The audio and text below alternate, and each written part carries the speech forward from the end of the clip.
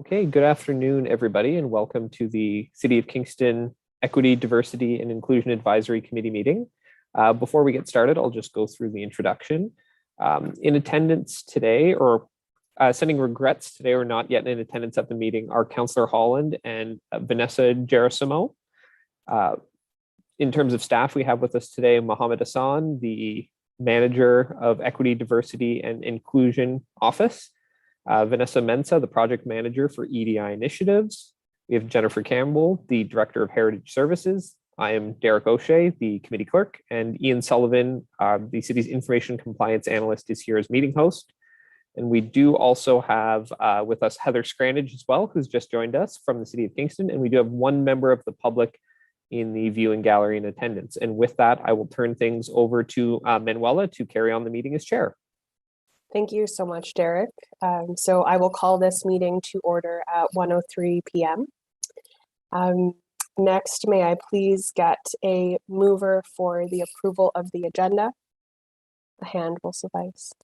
Thank you, River. Thank you, Zerman. Excellent. And can I get a seconder? Perfect. Thank you, Elsa B. and Sharon. And all in favor? Great. And any opposed? Okay. So the agenda will be carried. Thank you. Now looking for any corrections or additions to the minutes for today. All right. So may I obtain a mover for the confirmation of the minutes for the meeting from December 16th, 2021 to be approved? Thank you, Sunita. And a seconder. Thank you, Elsa B. and Hal. And all in favor? Okay, excellent. Thank you, everybody. So now we're moving on to the disclosure of pecuniary interest. Does anybody have any disclosure that they would like to disclose? All right, perfect. Thank you. And I understand that today we do have a member of the public wondering if they would like to speak. Go ahead, Derek, also, if there's anything you wanted to add there. No worries. So the process is during the reports, there will be a time where members of the public get a chance to speak. So there's no delegation signed up in advance, so we can move on to the next agenda item. Perfect. Thank you so much, Derek. So now moving on to the briefings, I believe that today we have Jennifer Campbell here to present. So I'll turn it to you, Jennifer. Thank you so much. It's a pleasure to be here, and I'm just going to wait while my slides load. That's the kind of Monday we may be having. Well, thank you, everybody. It's a pleasure to be here with the EDI committee. I'm here to bring forward just some discussion about the consultation that has been done on the naming of the third crossing. And particularly, we're here to seek some input and hopefully some thoughts, some ideas from this group about how we move forward once the name has been chosen and confirmed by council in trying to build an inclusive set of community programs, interpretive aspects, etc. Next slide, please. I also just want to take a quick pause here and acknowledge we are in the traditional territory and homeland of the Anishinaabe, the Haudenosaunee, and the Huron-Wendat. And certainly conversations with members of those nations and the many nations that now have membership within the Kingston and area community has been an important part of this work that we've been doing. We've been very thankful as city staff to be able to work with those community members and to learn from and with them about naming processes and how to move this work forward in a good way that is respectful and also opens us up to other more inclusive opportunities to use a name as a vehicle for community conversation and education moving forward. So that does somewhat reference what I'm sharing on this slide, which is in July of 2020, Council committed to naming what's currently the third crossing in a way that honors, reflects, celebrates Indigenous history and nations, communities in this land, both past and present. This work actually wasn't a one-off call, if you will, by Council. It actually came forward through a number of community engagement initiatives, including Engage for Change, the commemorations policy of the city, the Your Stories, Our Histories, consultation with community, and specifically the conversations around Sir John A. Macdonald. And all of these initiatives at the city level across the community and with a broad swath of community input really emphasize that there needs to be opportunities identified to diversify the naming, the stories that we share within Kingston as a necessary mechanism of allowing people to see themselves in our community and also to honor and acknowledge the Indigenous connection to this land since time immemorial. Next slide, please.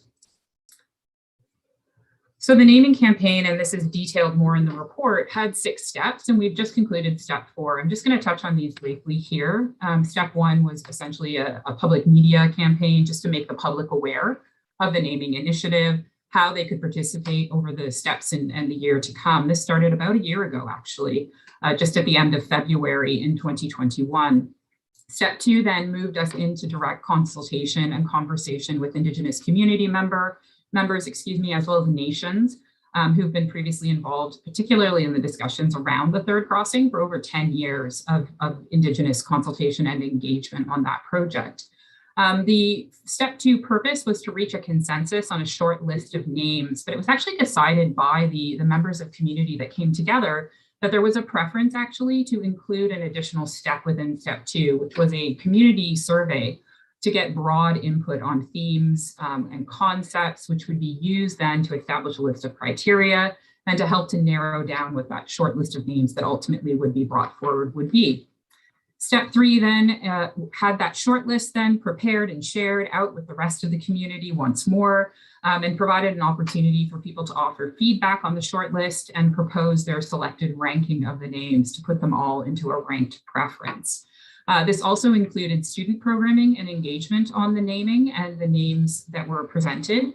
It was identified very early in the consultation and discussion that Indigenous participation was key, but also participation from broader public. And that does include children and youth, with a notion towards sort of this next 7 generations and all of those that need to be thought of and involved in this naming consultation. So in step 4, then we brought back the ranking, the feedback received from community. We regrouped with Indigenous community members as well as representation from nations and discussed that input. And through a consensus building process, a preferred name was actually confirmed. That name is not being shared through this report or in the discussion today. That name will head to council on March 22nd. But we are here now as part of step 5. Which has included targeted consultation here with the EDI committee as part of this development of next steps, what to do once we have the name. And then we'll have reporting back to City Council with the final recommendation, as I've said, which moves us into step 6, which includes the official announcement, associated programming and interpretive planning, which will begin in the fall of 2022. Next slide, please. I realize I'm going quick. There's a lot of information to share, but I did feel it was important to at least reference for you the short list of names that were brought forward for community discussion. There were 6 names ultimately that moved forward. I'm showing 4 of them on this slide. They're lumped 2 and 2. And that's because the first 2 words and the second 2 words are actually translated into meaning the same thing in English. So the first set of words was Asqua and Ajogan. Asqua is in Mohawk or Ganagaheha, which is Mohawk, and it was the official submission of MBQ. It was chosen to represent the function of the object, which is a very traditional aspect as we've come to understand for Indigenous naming when moving around a landscape. Ajogan then is the same word essentially in Anishinaabe-Moan, referencing particularly Ojibwe, but also Algonquin uses.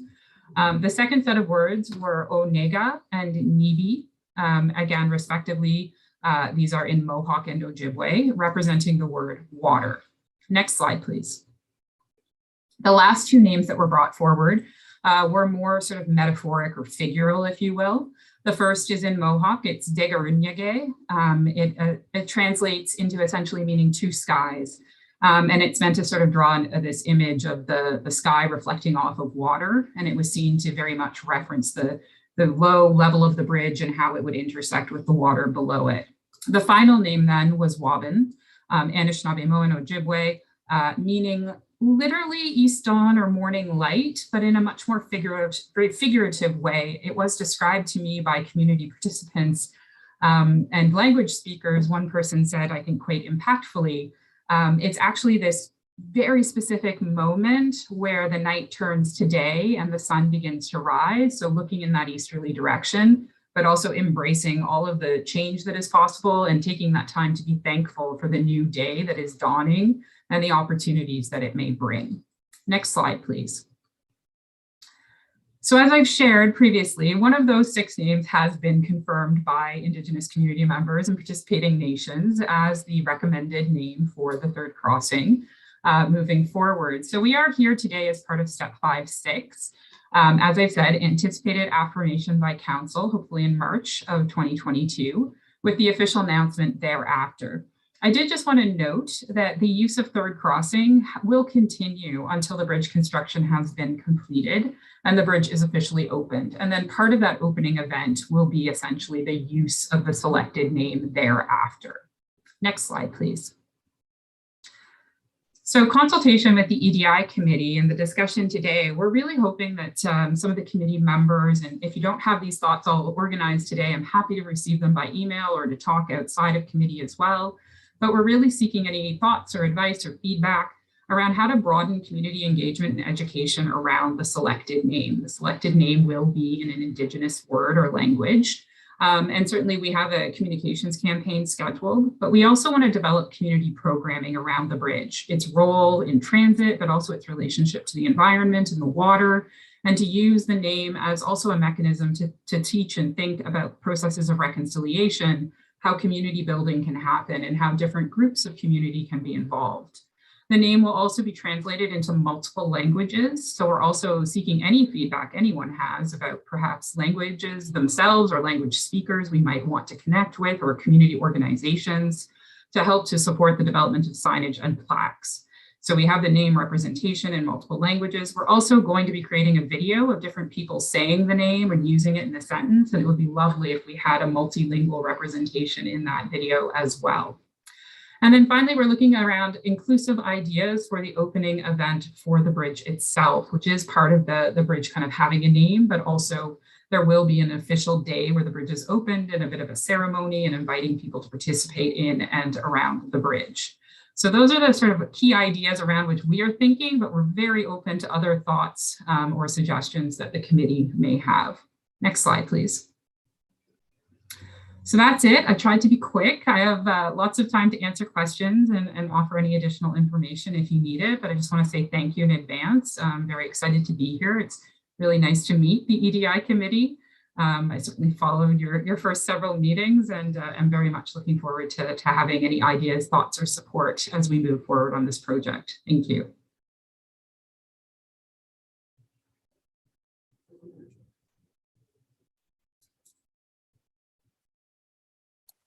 Does anyone, go ahead, River. And it's not like a question or anything. I just wanted to kind of like commend the process and what was involved in choosing the name and the inclusion. I think that you did a fantastic job, and I'm glad that we're thinking of it in multiple perspectives, and happy to see the involvement that is going to come forward with it. Thank you, River. And Councillor Neal, go ahead.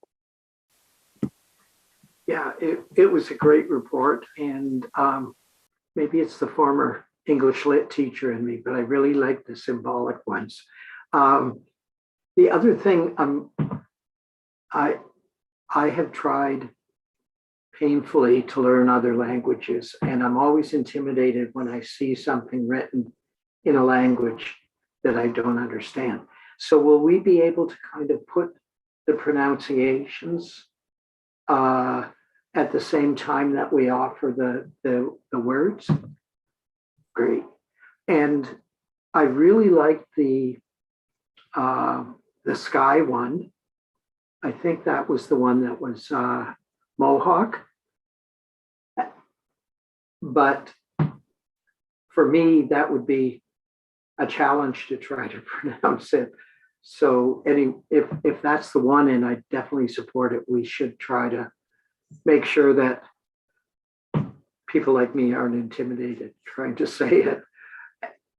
But I also really, really liked the water, or I'm sorry, the western, east, and the various meanings of that, I thought was very nice as well. So there's my one vote for two things. Thank you. Thank you, Councillor Neal. I see Elsa B. You have your hand up. Go ahead. Yes. Thank you, Jennifer. That's fantastic process that you followed, and I think looks like we're all enthusiastic about the names. I would just like to know that with the video that you make, and you say you would like to have it in multi-language. I'm not quite sure. Is people with different accents going to pronounce that name, or are they going to say the name in their own language as a translation, or what's the plan? Thank you, and for you, if I may. Thank you for that question. Yeah, so the video, what we're trying to think through is possibly having people within their own first language use the name that is chosen in whichever Indigenous language it is in.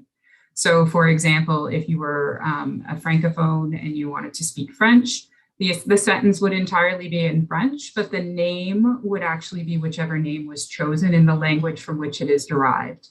So the idea would be you're using the name that was brought forward, but you're comfortably using it within any of the many languages that may be spoken across our community. And that's sort of really the intent. And I will just comment, if I may, on Councillor Neal's note about pronunciation. This was one of the strongest points of community feedback. Degarunyege, I think, is one of the most beautiful names, but a lot of people did raise the concern in particular about that one. It's a real tongue twister. We are very committed, and we're even committed about the 6-name consultation. We had a video where language speakers themselves said the words and helped to break it down for people. We really want to make sure we're really doing that with all residents and all community members so they understand how to say it and how to use it. And I have had to say to a couple of people, like, learning languages is hard. And if you don't have a lot of language experience, it can be very challenging to get in. But, I'm not sure everybody knew what the Cataraqui Mall ought to sound like, or Gananoque. It just is a matter of putting yourself out there, I think, and getting familiar. So we're very excited. We really want to develop videos that encourage people to just, make the word theirs and be able to use it really seamlessly. So thank you for allowing me that little bit extra of comment time. Yes, go ahead, Sunita. Thank you. And through you, Madam Chair, first of all, again, I echo everyone's sentiments. Jennifer, very nice, inclusive presentation, and the whole process as well. So really appreciate that. Just based on former experience, when we got into languages and the script of certain languages, this happened with those canopies that we did in the market square. So bearing in mind that some languages they don't necessarily go left to right, they go right to left. And it was a whole other, a gamut of things that arose from that. So just wanted us to be very mindful when we go through that process, if we're doing translations, that we do, again, engage the right people. And we've had mirror images, reflections of the words so really important to keep that in mind before we get in too far into the process. So just wanted to share that. Thank you, Sunita. And if I may as well, I'll get to you, Elsa B, right after. I think it's probably already been considered, but especially if a video is being made, I'm sure you're thinking about closed captioning options as well so that they're available. Okay, thank you. And Elsa B, to you. Go ahead.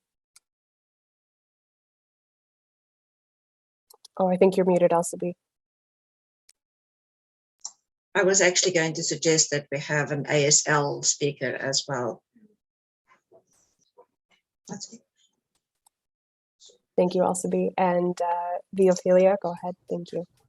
So Elsa B read my mind. So along with ASL, we, as I believe Kingston is a bilingual city, to have the French language. ASL is also in FSL. So if we're doing ASL, we should do the French version as well. So it's as exclusive as we can be.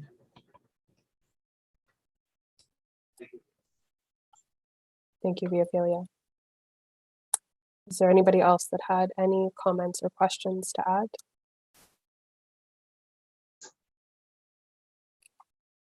Okay, perfect. So I believe next on the, unless Jennifer, is there any other closing pieces that you wanted to add before we move on to the next item?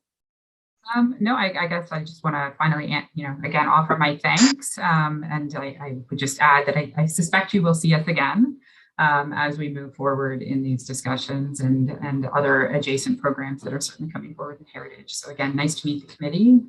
Thank you all for your time and look forward to talking again soon. Bye. Thanks again, Jennifer. All right, so I believe that next on the agenda we had, just for informational purposes, the Equity, Diversity and Inclusion Office Report for Q1 of 2022. Manuela, yes. sorry, just a quick step back, because we do, unlike our past meetings, we do have members of the public here. So we do have the report coming up from the Third Crossing naming. So I would just, if it's okay with you, ask if any members of the public would like to ask questions or speak to this. Please use the raise hand button at the bottom of Zoom. We'll give people a moment or two to do that. And if not, we'll move to the Edi Office Report. Thank you, Derek. No problem. I'm glad I'm here, can earn my paycheck today by helping out. So I'm not seeing any hands being raised. So Manuela, we can move on to the Edi Office Report. Great. Thank you, Derek. All right, and as previously mentioned, we do have the Equity, Diversity and Inclusion Office Report for Q1 of 2022, and I believe it is attached. Derek, since it is for information only, was there somebody that was going to present, or just in case anybody wanted to comment on it? I believe Mohammed will provide a brief overview, and then the committee can move into discussion and ask questions. Excellent. Thank you, Derek. So go ahead, Mohammed. Thank you very much, Madam Chair, and through you. I just want to recognize that I cannot believe that this is the second quarterly report of Equity, Diversity and Inclusion Office from City of Kingston, considering it's a fairly new department. So thank you everyone for all your contribution. Today, I will talk a bit about some of the recent achievements and advancements that this office has seen. One of the initiatives that we are in process of rolling out is Employee Resource Group. It's based on the outcomes of the employee census that was completed in Q4 of 2021. The EDI office aims to initiate 5 employee resource groups. The purpose of these groups is to provide support and safe spaces and resources for systemically excluded employees groups within City of Kingston. The composition of these groups will include BIPOC Employee Network, Indigenous Employee Circle, Mental Health Advocacy Group, Women and Female Employees Network, 2S LGBTQ+ Employee Network. We are working in partnership with Human Resources and Organizational Development and Communication and Customer Experience departments to establish that, and at the moment a comprehensive communication plan is being prepared to roll this program out by the end of Q1, which is March 2022. There has been some discussions within different departments at City of Kingston for the use of medicine in the city facilities for smudging. An exploratory meeting with Heritage Services and Facility Management and Construction Services Department was organized to explore how we can create a space for Indigenous spirituality practice of sacred medicine and smudging.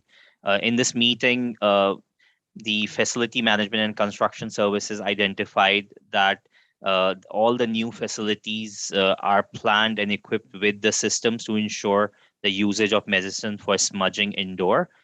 Rideau Heights Community Center and Library and the newly constructed Kingston East Community Center are fully equipped for this use indoor. Further discussion and planning is required for City Hall and other facilities. Therefore, there's a follow-up meeting that has been planned to engage fire and rescue and legal services departments, so that a broader discussion can be done to launch, like after the launch of Indigenous Employee Circle, so that we can ensure the individual smudging needs are met as per the circle's suggestion. And then there's an ongoing conversation around Indigenous inclusivity guidelines within City of Kingston, and it's a conversation between human resource and organizational development and the EDI office to ensure that these practices are part of regular day-to-day tasks for staff at City of Kingston. There was a guideline that is created in Q4 of 2021 that we are rolling out that talks about the definition of land acknowledgement and the process of how the land acknowledgement for City of Kingston was developed, the history of settlement across the Kingston area, and protocol on use of land acknowledgement. I would like to recognize that the initial draft of this document was designed by the team at Heritage Service in consultation with Indigenous communities. We have also achieved a very important goal of incorporating EDI lens in recruitment processes. A review was conducted to see human resources and organizational development practices in terms of recruitment.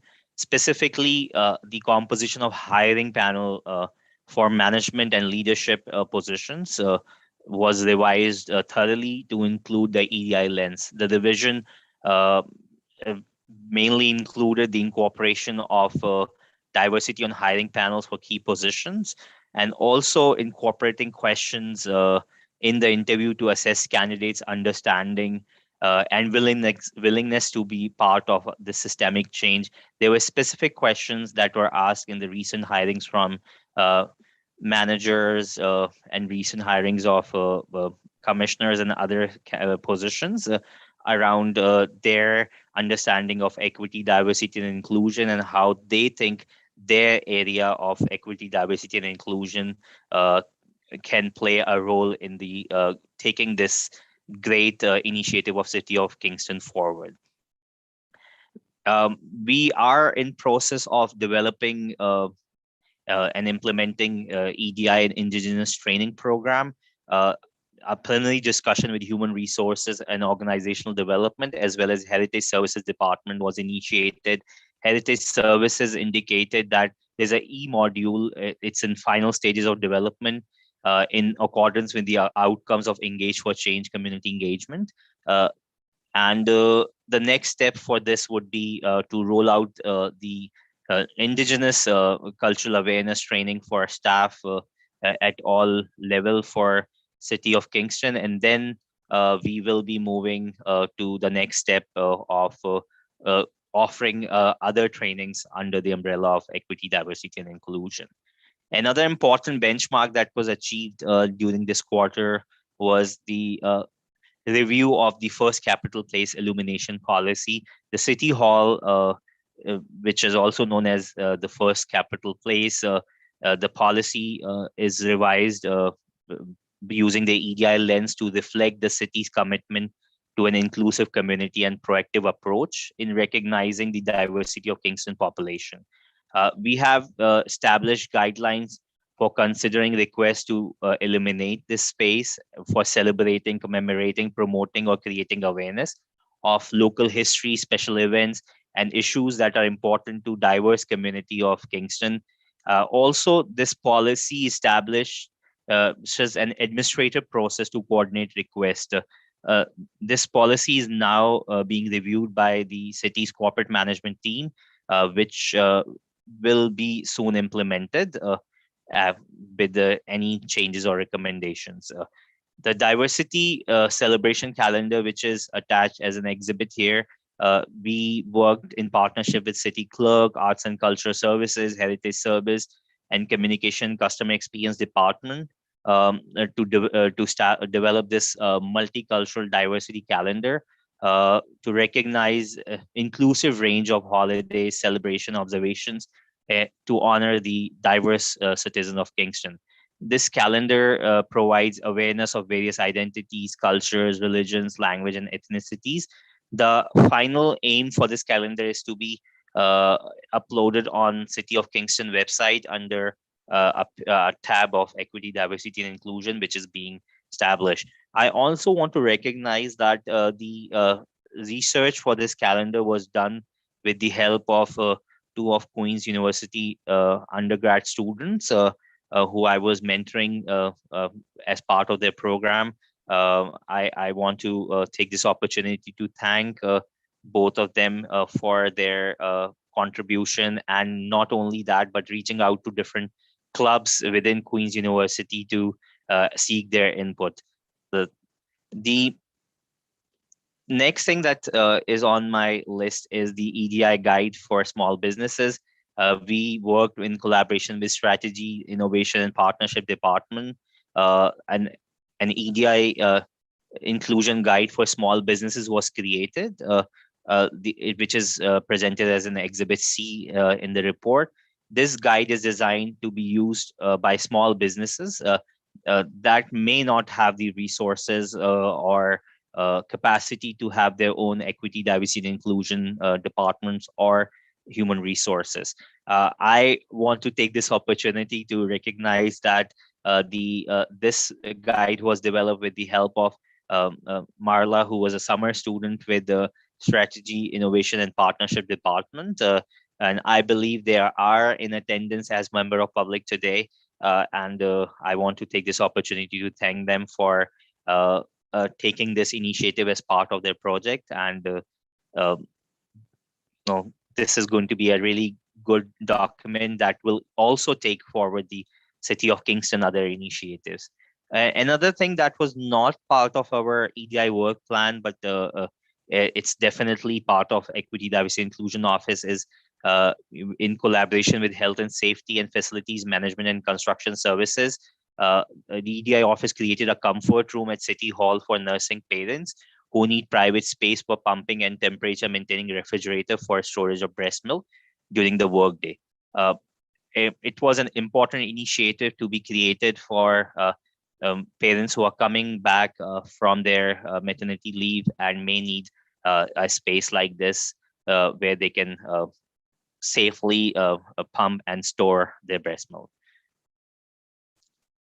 There are a few other deliverables for Q4 which are still ongoing, and we will be reporting them as part of the next report, because there are certain pieces that needs to be finalized before we can mark them as complete in our work plan.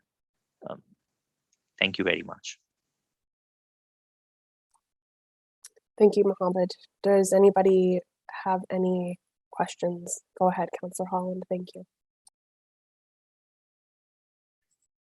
Thank you very much. And through you, so yeah, a wonderful report. I really like the business toolkit and all, of course, the internal policies and changes. I was curious about whether we might extend some of that work to our procurement process. So whether anyone looking to do business with the city, if we might have that equity lens applied as well. Thank you very much, and Madam Chair, through you, Councillor Holland, we will be reviewing city's procurement process. It's part of our work plan, and our finance team has already been informed that it's coming in our process, and it's going to be done under the umbrella of social procurement. And we will be looking at several aspects of how city's procurement can be redeveloped and redesigned. I also want to take this opportunity to recognize that our procurement team has already started working on this initiative, although it's as part of our Edi Office plan. It's in the Q4, I believe, but they are being very proactive and really supportive. So the lot of work has already started in this area. Thank you. Wonderful. Thanks a lot. Excellent. Thank you. I saw River's hand next, so go ahead. Thank you, River. There, I just have a question out of curiosity, and it has to do with the calendar. So I'm just noticing, I believe on January 11th, there's a Sir John A. Macdonald Day, and I think later in the year there's a like recognition of his day of death. I was just curious if there were any like critical conversations about that. Not that like I want to bring it up or bring it into, but just wondering if there were conversations. Definitely. Thank you very much, and Madam Chair, through you. Definitely, there is an ongoing conversation on the legacy of Sir John A. Macdonald, and this calendar does not represent everything that City of Kingston will recognize or celebrate. It's a very comprehensive, inclusive calendar of everything that any intersection of Kingstonians would recognize, celebrate, or commemorate. The second part of Sir John A. Macdonald's conversation is that we are working very closely with the Jennifer. I can see your hand up already. I'm gonna let you answer the rest of it. Thank you very much. Go ahead, Jennifer. Thank you, and through you, I'm glad I stayed on. And thank you, River, for the question. I would just add to this, the discussion of Macdonald, has been underway in Kingston for a number of years. Even in 2015, with the celebration of the bicentennial, there was a lot of critical thinking happening at that time as well about our presentation of inclusive and truthful histories. So certainly the Sir John A. Macdonald History and Legacy Working Group is continuing to look to how we can expand and be more inclusive in the way that we share the reality of Macdonald and his relationship, not only to the founding of Canada and the nation, but also to Kingston. He's obviously a big part of the development of Kingston, even as a city. So I share that because even this year, the illumination of City Hall on January 11th was actually not carried out. And that was paused in this moment while the working group and these initiatives continue to unfold. And those discussions, where they take us ultimately, we don't quite know, but I just wanted to honor and acknowledge that reality that in many ways we're kind of in a bit of a moment of pause, a moment of thoughtful reconsideration and a critical examination of our narratives. And so that's why those dates were suspended in 2022. And I would suggest probably would continue to be that way until we had reached some sense of understanding about what and if we should move forward. So thank you. Thank you, Jennifer. And River, back to you. I'll get to you, Hal, after this conversation. Thank you. Mine will just be quick, I promise, and through you. I just wanted to say that although I don't know the formatting of the calendar, if it's just kind of a piece on the day or if there's a bigger thing to it, but I think in my suggestion, as an Indigenous person as well, that if we are including that day, that we should be either recognizing some of the injustices that he did to Indigenous people, or also kind of adding a bit of balance to it. Like, let's say we're doing something to also recognize the Indigenous people during that day. So maybe, yeah, that's just my suggestion. Thank you, River. And back to you, Mohammed. Thank you very much, Madam Chair, and through you, River, this is absolutely one of the tasks that is on our radar, that once this calendar will go online, there will be some information attached to each event, and we will also try and embed some of the external links where people can go and read about it. And definitely, it's going to reflect on the ongoing work that City of Kingston is doing through Engage for Change, specifically to Sir John A. Macdonald's legacy, and so that the balanced approach can be provided for that.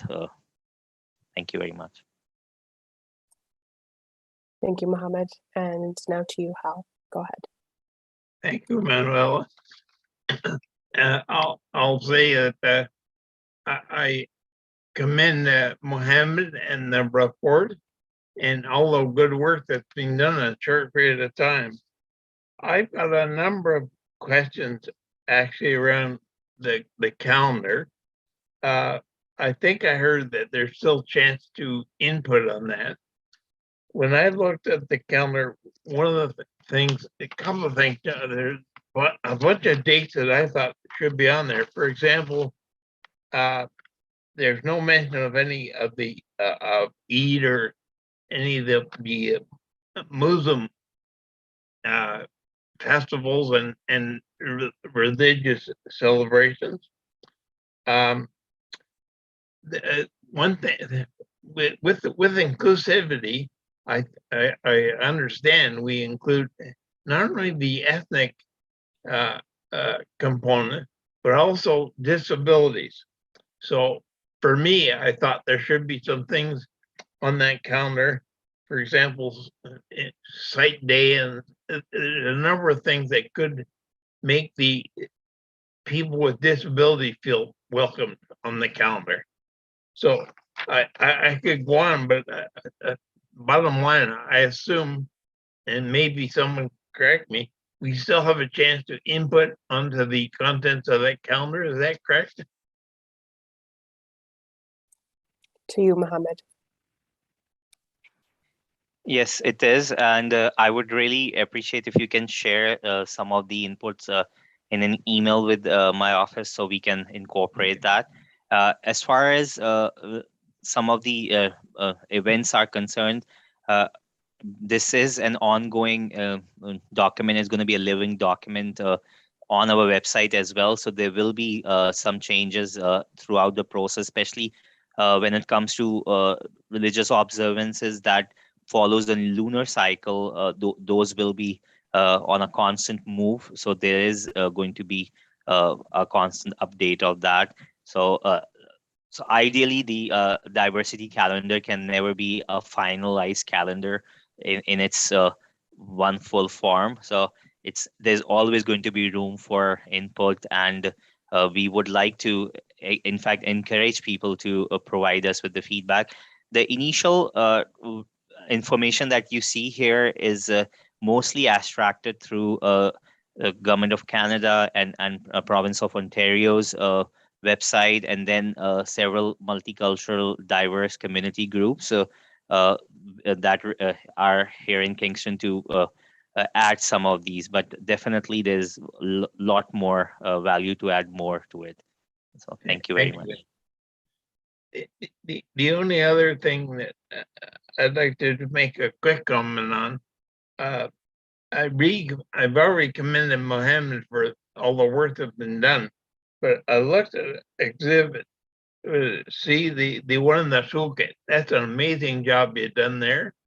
The only thing that jumped out at me, I'm a real fan of CCDI, and I wondered if somewhere, like at one point, you talked in item 4 of the 10 strategies, you talk about CCDI mentioned as a resource.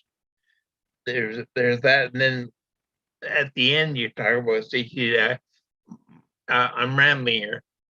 CCDI has a certificate program with CCIP, which I suggest should be profiled in that toolkit, and probably in terms of training for people at Kingston as well.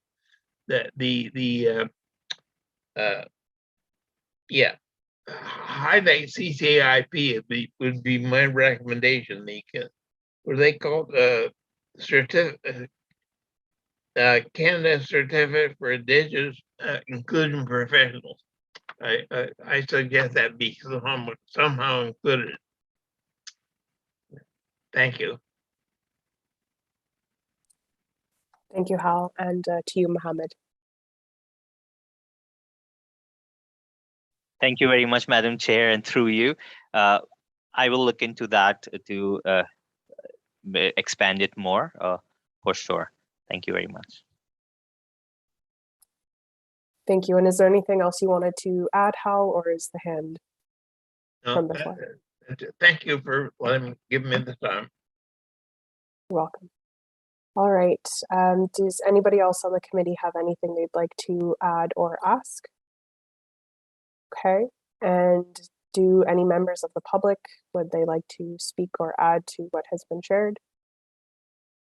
Okay, perfect. So next we'll move on to notices of motion. If anybody has an intended motion that they'd like to bring before the next meeting. All right. And just moving on to the next. So is there any other business that, I don't think we have any announcements for other business. So I think we'll move forward. And Derek, you can go ahead and stop me if need be. And correspondence, I don't believe, Derek, correct me if I'm mistaken, but I don't believe we have any correspondence for this meeting today. That is correct. Perfect, thank you. So therefore, moving on to the date and time of the next meeting, we will be having our next Equity, Diversity, and Inclusion Advisory Committee meeting on Monday, March 28th, 2022 at 1 p.m. And therefore, seeking a mover for calling the meeting adjourned. Thank you, River. And looking for a seconder. Thank you, Councillor Neal and Sunita. And I see a hand up, Elsabe. Was that, oh, no, not intended, okay. Hal, did you have something before we adjourn the meeting? No, okay, excellent. Well, that concludes our meeting at 1:48 p.m. Thank you so much, everybody, and see you all at the next meeting.